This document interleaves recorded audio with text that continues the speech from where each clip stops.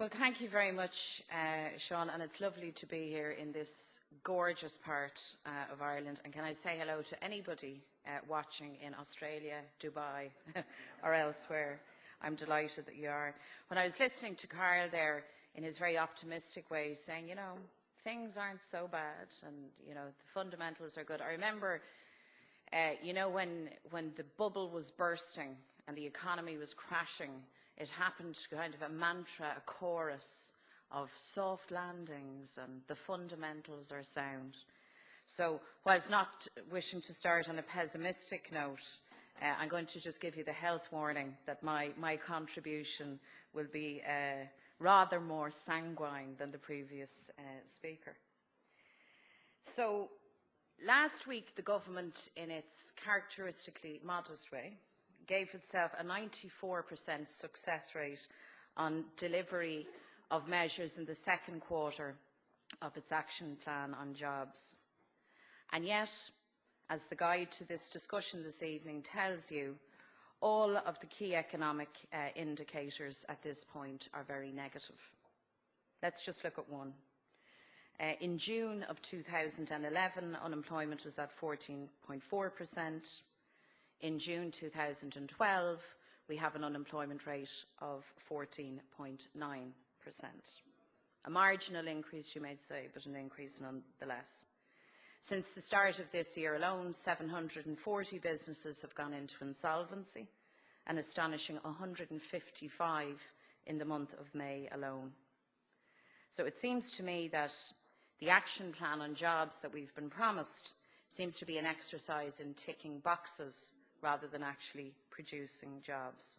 And to be fair to the government, they've acknowledged this, because in the same week as giving themselves an old pat on the back for achieving their own targets, they unveiled a stimulus plan, a multi-annual stimulus plan to the tune of some €2.25 billion. Now, when we in Sinn Féin back in 2008 started arguing for stimulus, we were told that it wasn't needed. We were subsequently told that it wouldn't work. And after that, we were told that that's all very well, but there's actually no money for the stimulus package. So I suppose last week's announcement is probably best described as stimulus for slow learners. Because while the premise of economic stimulus is now accepted, and I'm very gratified by that, the scale of the stimulus we require appears to be sorely misunderstood. And indeed, the broad contours of other government policies run against the grain of stimulating the economy. And so we have a really bizarre situation where a government that has, for instance, axed capital spending is claiming kudos for introducing a stimulus package. Now, we have a deficit problem, and it has to be addressed. There are a range of taxation and savings measures that can be used to do this, and we and I differ radically with government as to what those measures should be. But we all agree that the end game is deficit reduction. But alongside this, we have always pointed out the need for growth and how a stimulus package could kickstart this very growth. And in fact, this has been the overriding theme of all of our publications for the last number of years, and indeed it will be again when we launch a jobs recovery document in September and our pre-budget submission later in the year. The state has the capacity to introduce a substantial government-led stimulus, also supported by the private sector, and backed up by other measures that don't require financial input but can make it easier for businesses, entrepreneurs, co-ops and state enterprises to create jobs.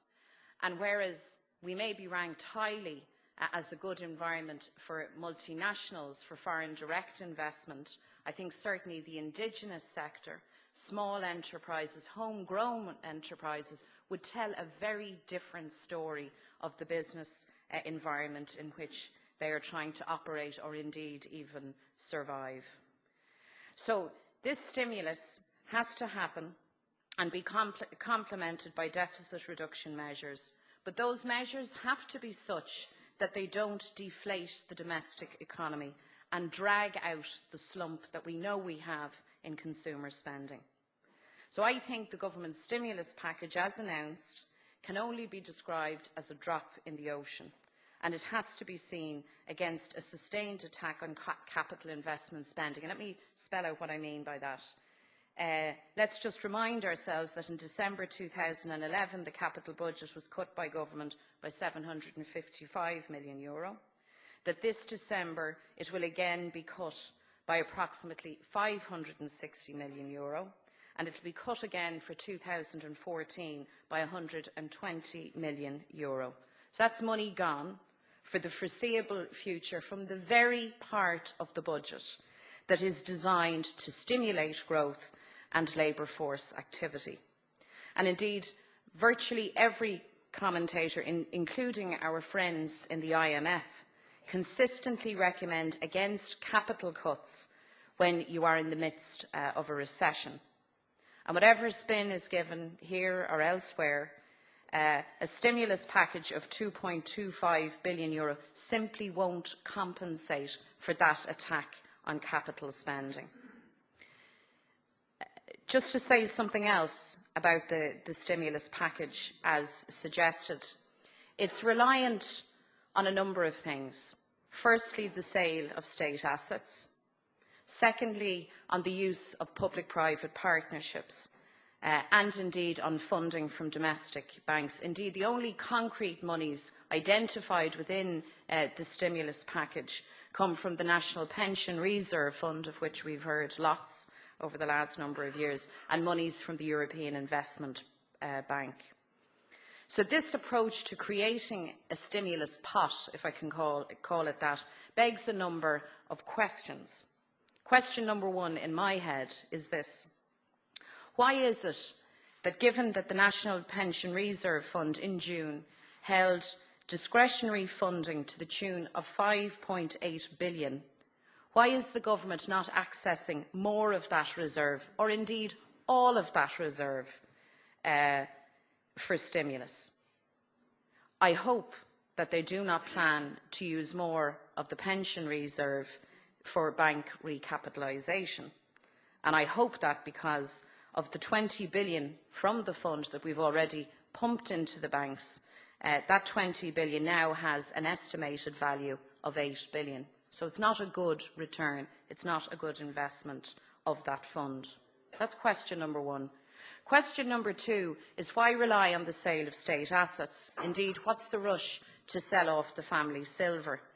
You see, selling profitable, self-financing energy assets, for instance, makes no sense. Over the last 10 years, the ESB and Bord Gáis have paid just shy of €2 billion in dividends to the state. And not alone that, they've delivered self-financed first world energy infrastructure right across the island. And I think the stimulus package, as announced by government, will only add to what you could call a fire sale environment emerging within its own asset disposal programme, and that's something that I oppose very, very vigorously. The third question is this: why hitch the wagon of their stimulus package to the public-private partnership approach? PPPs, as they're called, are at best a short-term gain with a long-term cost for citizens. These projects heap unnecessary debt on the exchequer and can cost multiples of the original capital investment. It has to be said also that in the current environment, they're a very volatile source of funding, and we saw that very clearly in the collapse of a number of social housing projects that were to be driven by PPPs in Dublin in recent times. The equivalent of public-private partnerships are called private finance initiatives in our neighbouring country in Britain, and there's increasing scrutiny and questioning around the use of that mechanism. Indeed, the Guardian newspaper recently reported that the British Treasury is looking at the whole concept of private finance initiatives because they are deeply concerned that they don't represent good value for money. So I'd ask those three concrete questions of the government, offering an inadequate stimulus package and shaping it in that way, I think sounds alarm bells. So you might reasonably ask, well, if that's not the way to do it, well, what is? So maybe I'll sketch out for you how I think we should approach this matter. I think, firstly, we shouldn't cut the capital budget over the next 4 years. And if we were to take the decision to sustain capital spending, that gives an additional 2.7 billion, if you like, in monies into the economy. Secondly, I think that we should use the remainder of the National Pension Reserve money into equity funding. And I think we should seek matching funding of a much more ambitious scale from the European Investment Bank. We're suggesting in the neighbourhood of 1.7 billion for the same period. I think we also need to incentivise finance, particularly from the Irish pensions industry. We met recently with representatives from that industry, and we were discussing with them a very particular idea around retrofitting and creating a green interest-bearing bank to fund a vast retrofitting programme across the state. And we'll set out the detail of that in September, as I said earlier. But I think suffice to say at this point that this industry is worth in the region of €80 billion. It's taking a battering abroad, and it is more than eager to look and find a stable environment for investment at home. And I think we should grasp that opportunity and not let the grass grow under our feet on it. And I think this eagerness is borne out by the announcement of the NTMA last week that it is going to issue bonds targeted at that Irish private pension industry. Now, I think this is the way that we should put together a stimulus package. I think, in our view, over the next 4 years, it should be of the minimum order of about €13 billion. And I think if we don't think in those ambitious terms, then we will simply be trying to put out a blazing inferno with a watering can. Stimulus can work. Stimulus can get people back to work. And I'm glad that the government belatedly accept this fact. It's a fact that's been established. If you look at the Construction Industry Federation, DKM, Economic Consultants, the ESRI, modelling predictions, all of those tell us that a capital investment of €1 billion will create 8,000 jobs in the short term and 4,000 long-term jobs. And these are the kind of figures that are used by the Department of Finance. And yet the government, when they announced their stimulus package of just over €2 billion, announced that they will create 13,000 jobs. I mean, for me, I struggle to find words to describe just how inadequate a response that is to the kind of unemployment crisis that we face in this state. We've 500,000 citizens on the live register. I'm sure we're all familiar with not just the hardship, but the kind of demoralisation that brings with it. And I think in light of that, a kind of half-hearted or gesture politics nod towards economic growth and economic stimulus is simply not sufficient and not good enough. In fairness, it's not just our government that has fallen short of the mark. The determination across the EU to save private banks, which they went at very wholeheartedly, and then in turn to impose austerity measures for deficit reduction, has dominated political and economic thinking over the last number of years. Laterally, and maybe most notably in the person of Mr. François Hollande, people have accepted the need for growth, but nothing like the same kind of attention or vigour or resources are being pumped into that policy approach. The banks were deemed too big to fail, but it seems domestic economies are not so. And with an average unemployment rate across Europe of over 10% and just staggering levels of youth unemployment in places like Spain and Greece, the potential for growth, our potential for growth, is consequently limited. We rely on exports, And we badly need our partner states, our partner economies, to start addressing the need for growth alongside any domestic plan that we would introduce. When they were in opposition, our friends in Fine Gael, and maybe most particularly in Labour, were very critical of the cutbacks imposed by the Fianna Fáil-led government, and they were absolutely right. And they adopted a language of fairness and of decency, and they articulated, at least at that time, an understanding that those who were struggling, the working poor, people out of work, had to be protected. That was then. But now in government, and it gives me no pleasure to say it, those same parties have gone with the austerity agenda with considerable gusto. They tell us that their plan to reduce the deficit is to dole out the tough medicine. And the thing about the tough medicine is this, you see, it's not so much around the citizen understandably asking the question, well, why should I pay €100 of a household tax to bail out bankers? Some citizens are asking that, but people are asking actually a more fundamental question than that.